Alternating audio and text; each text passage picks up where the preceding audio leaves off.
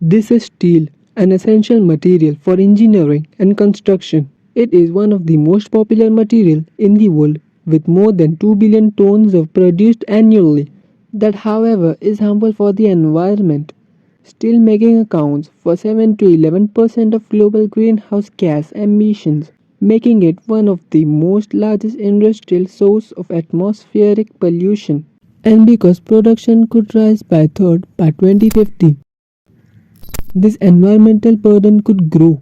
But recently, a team of researchers from Boston Metal have created an innovative manufacturing method that will dramatically rehab the way that alloy has been made for centuries. By using electricity to separate iron from its ore, the firm claims that it can make steel without realizing carbon dioxide, offering a path to cleaning up one of the world's worst industries for the greenhouse gas emissions.